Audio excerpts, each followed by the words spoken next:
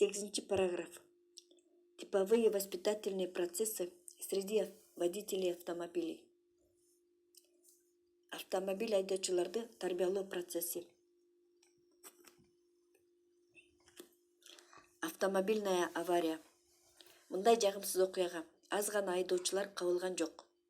Көбүнчө автомобилдер ар кандай деңгээлдеги автомобилдик кырсыктарга кабылып турушат. Авариянын себептери ар кандай. Тоскоолдукка реакция кылганга жетишпей калды, рулду башкара албай калды, кандайдыр бир деталь иштебей калды, же жолдо жүрүү эрежени бузду. Авариянын себептери толтура жана сыртынан алардын баары ар кандай болуп көрүнөт. Жана авария дайыма күтүүсүздөн болот, прогноз кылганга болбойт. Көбүнчө айдоочулар аварияны ушундай кабыл алышат. Мас болуп айдагандан башкасын албетте. Мас болуп айдаганды бейбаштыкты көргөзүү деп бааласа болот. Башкача айтканда, өзүнүн жөндөмүн идеализация кылат. Тилекке каршы мындай кылуу окуянын мындан ары кандай болорун белгисиз кылат. Авария эң оор кырсыкка алып келиши мүмкүн. Биз сиздерге башкача подходду сунуш кылабыз. Бул дүйнөдө эчтеке жөн эле болуп калбайт. Өзүңөр түшүнгөндөй, авария водительдин ката ишенимин тарбиялай турган способ.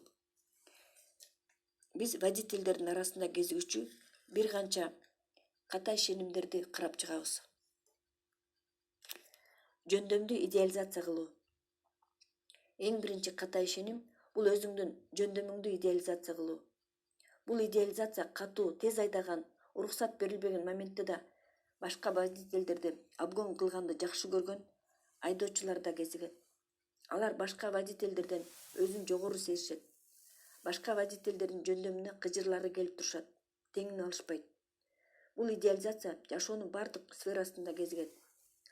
Ошондой эле жумушта дагы. Бирок биз азыр именно машина айдагандагы көрүнүштү эле карап чыгабыз. Башкача айтканда, сиз өзүңүздүн жөндөмүңүздү идеалдаштырасыз. Жана башка сизге жолтоо болуп машина айдап бараткан башка адамдарды жаман көрөсүз. Сыртынан караганда, ал өзүнүн жаман комментарий айтканы менен көрүнөт. Ага жолтоо болуп аткан башка айдоочуларды ичинен сөгүп, же жаман сөздөрдү айтып. А чындыгында башка айдоочуларга мындай мамиле кылганга эч кимдин укугу жок. Сизден дагы кыйын айдаган водитель сөзсүз табылат. Кандай аракеттенсеңиз дагы. Башка водительдерге жакшыраак айда деп кыйынсынганга сизде негиз жок. Сиз билбейсиз, башка автомобилдерди ким айдап баратат. Балким алар священник, академик же бокс боюнча чемпион. Боксер деле сизди жаман көрүп карашы мүмкүн. Анткени конфликт болуп кетсе, анда күчтүүрөөк аргумент бар. Сиздин көз салуучуңуз баарын байкап турат. Сиздин накопитель переживаний кандайдыр бир нормага жеткенде, ал сизди тарбиялап баштайт. Тарбиялоо стандарттуу түрдө болот. Ал сиздин андай деле жакшы айдай албаганыңызды далилдейт. Ал үчүн сизди байкоочуңуз кандайдыр бир убакытта сиздин реакцияңызды жайлатып коет. Анан сиз аварияга кабыласыз. Аалам, жашоо, гумандуу, ал тарбияны кичинеден баштап чоңойтуп отурат. Сиздин накопитель переживанийдин канчалык болгонуна жараша. Ошондуктан катуу айдаган, кыйынсынган водительдерди башында анча чоң эмес жагымсыздыктар күтөт. Эгер алар андан жыйынтык чыгарбаса, андан чоңураак тарбия колдонулат. Негативдик ишенимдердин суммасы пределге жеткенде, ал адамдын жанын алат. Эмне кылыш керек деп айтасыздар сиздер. Эмне катуу айдаганга болбойбу? Болот. Канча айдасаң айдай бер. Башка адамдарды, жайдан сизден аккуратный айдап бараткан адамдарды жаман көрбөш керек. Ойлонуу установкаларыңарды алмаштыргыла. Аларга боор уруп, аларды аягыла. Оюңарда алардан кечирим сурагыла. Эгер аларды күтө албай, обгон кылыш керек болгондо. Оп оңойдой эле сезилет. Бирок бул сиздин толтура акчаңызды экономдоп берет. Авария кылдыртпай, акчаларыңызды ремонтко кетиртпей. Автомобилди идеализация кылуу. Дагы бир ката ишеним автомобиль менен байланышкан. Бул автомобилге болгон материалдык идеалдаштыруу. Кээ бир адамдар үчүн престиждүү автомобиль жашоосунун максаты болуп калды. Ал байлыктын, бакубаттуулуктун көрсөткүчү болуп калды. Бул жерде мындай ката ишеним пайда болот. Эгер сизде жакшы автомобиль бар болсо, анда арзан машинеси бар же такыр машинеси жок башка адамдардан өзүңүздү жогору сезип каласыз. Башкача айтканда, кайрадан эле сиз өзүңүздүн жөндөмүңүздү күчөтүп баалап, башка адамдарды жаман көрөсүз. Бул сиздин текебердигиңизди билдирет. Муну сыймыктангандык менен алмаштырбагыла. Сыймыктангандыкта башка адамдарды жаман көрүү сезим болбойт. Сиз ошентип машина деп аталган темириңиз бар болгонунан эле текеберленип каласыз. Ошол сиздин ката убежденияңызды жок кылыш үчүн сиздин көз салуучуңуз сиздин текеберлигиңизди, башка адамдарды жаман көргөндү азайтыш үчүн чара көрүп баштайт.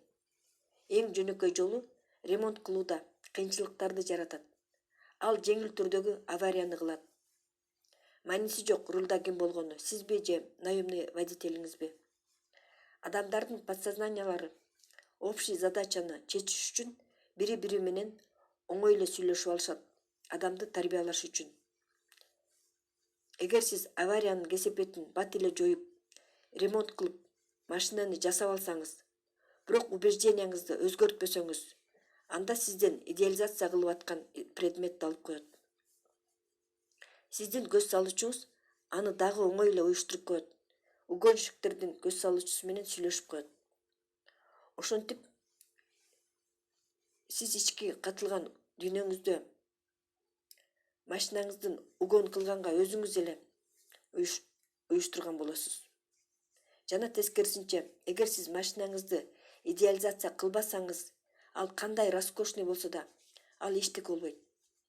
Сизди тарбиялаганга себеп жок. Ошондуктан угонщиктер башка автовладелецтерди тарбиялашат. Дагы башкача идеализация кылуу мындай болот. Сизде такыр машина жок, же машинаңыз бар болсо да ал жакпайт. А кымбатыраак машина алганга кирешеңиз мүмкүнчүлүк бербейт. Сиз кымбат машиналарды кызыгуу менен карайсыз. Ошо машиналардын ээсин же өзүңүздүн жашооңузду жаман көрөсүз, кыжырланасыз. Ошентип сиз байлыкты, материалдык жетишкендикти идеализация кыласыз. Азыркы абалыңызга нааразы болосуз. Сиздин көз салуучуңуз сиздин жашооңуздун андан да жаман акыбалга түшүрүү үчүн чара көрүп баштайт. Мисалы, сиздин финансылык абалыңыз андан да жаман болот. Жыйынтыгында андан да оор акыбалга келип, азыркы жашооңуз эң сонун болуп көрүнүп калат. А сиз аны баалаган эмессиз, жашоого тарынгансыз. Кандай жыйынтык? Эң престиждүү машина сатып алууга умтулса болот. Жашоого тарынганга болбойт. Эгерде сизде болбой атса, же финансылык абалыңыз башкалардан начар болсо, сиз өзүңүз кедейчиликти кандайдыр бир жол менен заказ кылып алгансыз. Ошону ойлонушуңуз керек. Эгерде өзүңүздүн материалдык абалыңызга таарынып, нааразы болгонду уланта берсеңиз, анда сизди андан ары деле тарбиялай берет. Ошондо толук жакырчылыктан ооруга, андан ары өлүмгө чейин алып барат. Анткени көз салуучунун көз карашы менен сиздин душаңыздын тазалыгы сиздин аябай каалап аткан каалоолоруңузга караганда маанилүү. Дисциплинаны идеализация кылуу. Тартипти, дисциплинаны, жол жүрүү эрежелерин идеализация кылган адамдар дагы болот. Алар өздөрү бул эрежелерди тактык менен аткарганга умтулушат. Бул пайдалуу. Бирок кээде алар бул эрежелерге өтө ашыкча маани беришет. Бул эрежелерди бузгандарды агрессивдүү түрдө сындашат. Осуждение ачык эле болушу мүмкүн. Сигналды катуу басышып же башка кыймыл-аракеттерди жасашып. Жана осуждение жашыруун болот. Ичинен жиндери келет, бирок кандайдыр кыймыл-аракеттери менен билгизишет. Кандай болсо да, сиздин көз салуучуңуз сиздин бул идеализацияңызды табат да, өзүнүн тарбиялык чарасын көрүп баштайт. Ал тарбиясы менен Сиздин адамдардын баары дисциплинаны сакташ керек деген убежденияңызды талкалаганга арналат. Сизге дисциплинага баш ийбеген водительдер жолуга берет. Алар өзүнүн кыймыл аракети менен сиздин өзүңүзгө эрежени бузганга мажбур кылат. Сиз өзүңүз аварияга учурап калышыңыз мүмкүн. Күнөөлүү өзүңүз болуп каласыз. Сиз өзүңүздүн идеализацияңыздан баш тартмайынча ушинтип сизди тарбиялай берет. Биздин подсознание дисциплинаны жактырбайт. Ага кереги жок адамдардын ойлоп тапкан жол жүрүү жана коомдогу эрежелери. Ал биздин душабыздын тазалыгына кам көрөт. Душабыз бузулуп, башкалардын сындабаш үчүн, ошону менен бирге эрежени бузгандарды да осуждать этпеш үчүн. Биз айдоочулардын ката ишенимдерин талдадык. Так ошондой эле бизнесмендердин, саясатчылардын, илимий ишмерлердин, искусство ишмерлердин жана башка ушундай сыяктуу.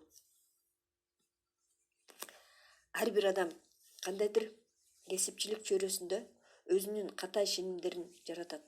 Бирок сиз үйрөнүп алдыңыз, жашооңуздун бардык тарабынан бир көз караш менен караганда, эгер ушундайлар менде болуп атса, демек мени тарбиялап атат.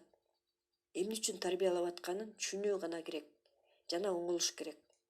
Аалам ушундай. Биз ааламды өзгөртө албайбыз. Биз ааламды түшүнө гана алабыз.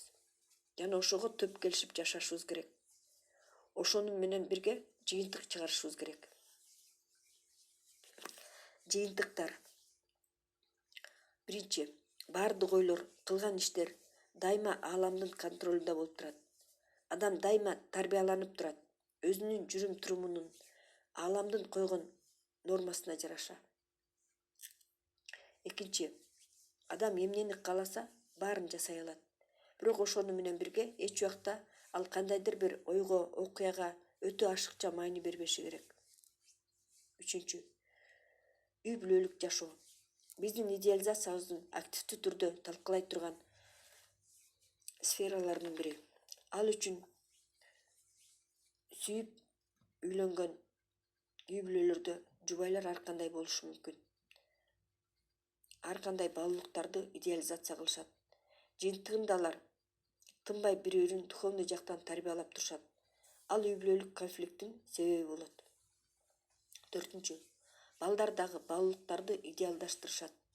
Ата-энесинин баалуулугуна каршы баалуулукту, ошону менен алар бири-биринин баалуулуктарын идеалдаштыруусун өз ара талкалашат жана тарбиялашат.